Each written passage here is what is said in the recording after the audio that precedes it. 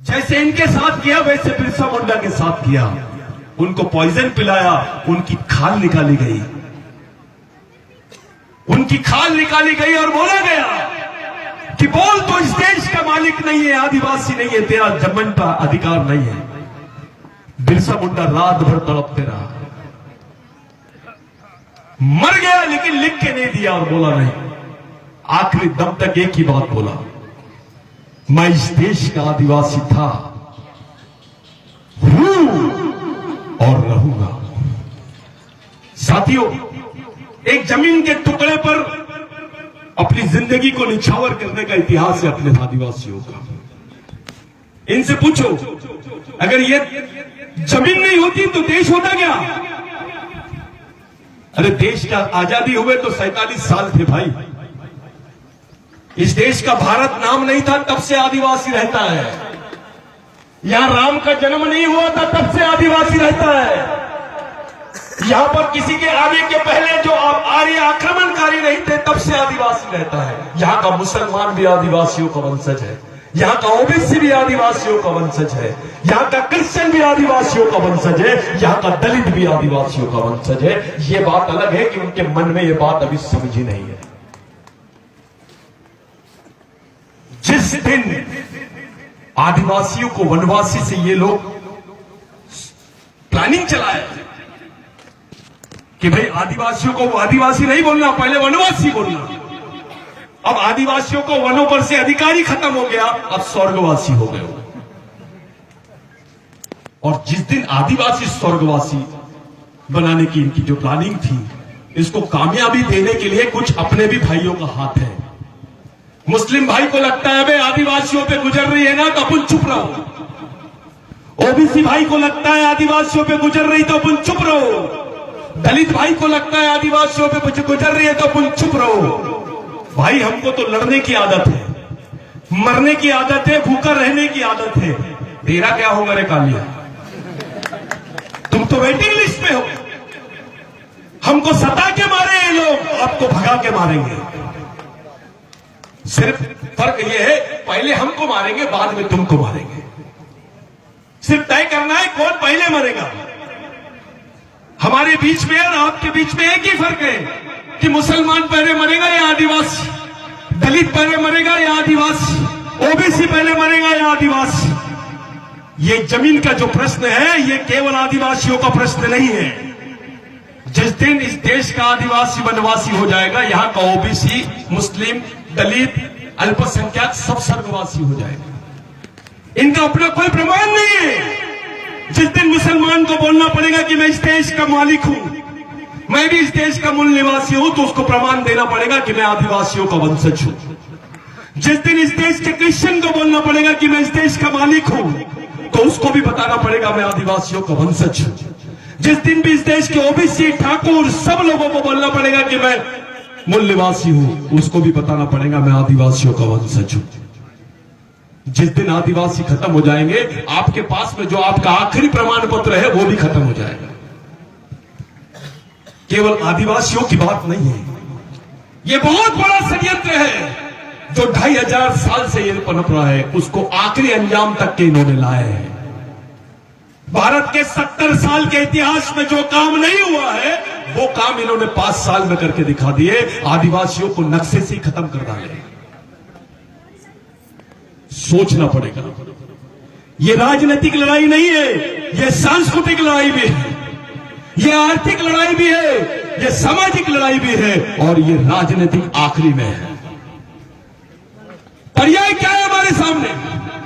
अरे जो जमीन का टुकड़ा तुम्हारे पास है तुमने खरीदे नहीं, वो तुम्हारे बाप ने दिया है, उसको उसके बाप ने दिया है, और उसको डंटा भील ने दिया है, उसको बाबूराव शर्मा के ने दिया है, बिरसा मुंडा ने दिया है। वो जमीन आप खरीदे नहीं। मैंने 70 साल में नहीं सुना ओमकार दादा किसी आदिवासी ने भारत में 2000 एकड़ जमीन खरीदा होगा, लेकिन ये सुना कि आदिवासियों की 2 लाख एकड़ जमीन खरीद ली है। मैंने सुना नहीं कि आदिवासियों को 5 साल में इन्होंने 5 एकड़ जमीन दिए होंगे, लेकिन 5 लाख एकड़ जमीन आदिवासियों से ले लिए। किसके साथ हो रहा है ये? आदिवासियों के साथ ही हो रहा है। ये बहुत खतरनाक बात है, ये दर्दनाक है। आपके आने वाली पीढ़ी वो पेट से ही नक्सलवादी पैदा होगा। एक दाढ़ी वाला मुसलमान दिखता था तो ऐसा माहौल बना दिए थे कि ये आतंकवादी है। अब जैसी बोलेगा मैं आदिवासी हूं, अरे आदिवासी नहीं है, तू नक्सलवादी है। जो इस देश का मूल निवासी है, जो मालिक है, उसी को देशद्रोही बना दिए इन्होंने। आज समय आ गया आपको चुनौती देने का। ऐसे जाबाज लोग तो आए हैं, और भी समाज के दूसरे समाज के नेता भी हैं। सब लोग इस बात को समझ रहे हैं। आपके ऊपर भी हमने समझाए, उन लोगों ने भी माने, इस बात को स्वीकार कर रहे हैं कि आदिवासियों की नहीं, सही में आदिवासियों की जमीन है और ये मिलना चाहिए। लेकिन बात अब केवल मांगने वाली नहीं है। बिरसा मुंडा के एक कथन को याद करो, जल जमीन जंगल सम्मान और अधिकार मांगने वाली चीज नहीं है। आगे समझ जाओ, वो तरीका तुमको अपनाना पड़ेगा। ये कोई नेतागिरी की लड़ाई नहीं है। यहां ओमकार मरकाम को लाया गया, इसलिए नहीं लाया गया कि यहां पर कांग्रेस को वोट दिलाना है, फलाना ऐसा करना, वैसा नहीं। ये मैसेज देना था हमको, ये संदेश देना था कि हमारे समाज का मंत्री रहे या विधायक रहे या समाज का अधिकारी रहे, इस लड़ाई में समाज का एक एक आदमी अपने समाज के लिए कुर्बान है। ये बात दिखाना चाहता था। इतने कमजोर नहीं है। एक बिरसा मुंडा था तो वाट लगा दिया था, एक बाबा साहब अंबेडकर था तो वाट लगा दिया था। अब तो 1000 बिरसा मुंडा है, लाखों की संख्या में है। इस परिस्थिति को भापो, इस महत्व को समझो। ये मूवमेंट केवल आपको टोपी पहनने के लिए, मैं बिरसा ब्रिगेड का हूं ये बोलने के लिए, इसका फायदा उठाने के लिए नहीं। ये मूवमेंट आपको सही रास्ते पर लड़ाई लड़ने के लिए ले जाना चाहता है।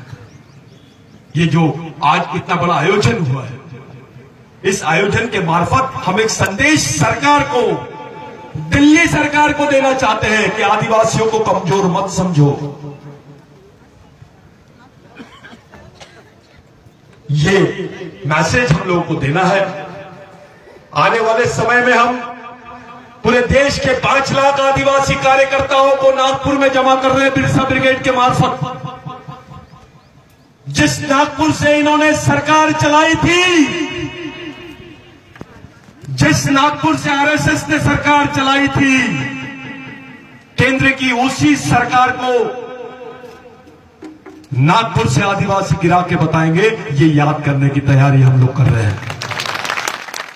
अगर आरएसएस सरकार चला सकती है तो आदिवासी मिशन भी सरकार गिरा सकता है। ये तैयारी हम लोगों ने खड़ी की है।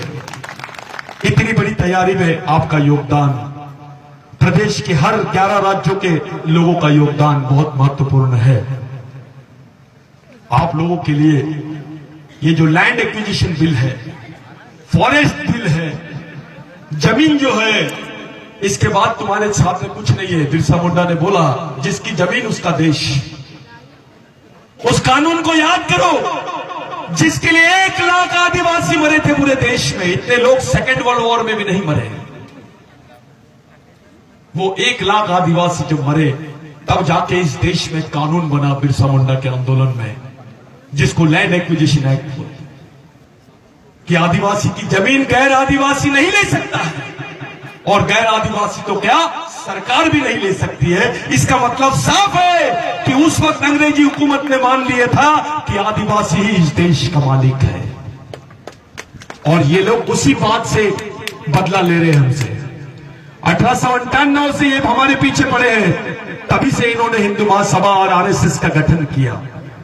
आदिवासी ने कभी किसी ब्राह्मण से दुश्मनी नहीं की, आदिवासी ने किसी जाति धर्म से दुश्मनी नहीं की, आदिवासी ने किसी धर्म विशेष जाति विशेष के लोगों से दुश्मनी नहीं की, सबको गले लगाया। लेकिन आज साथियों, आदिवासियों की गर्दन काटने के चक्कर में है ये। हम गला मिला रहे हैं, इनसे गले से गला मिलाते हैं, ये हमारी गर्दन साफ करने के चक्कर में है।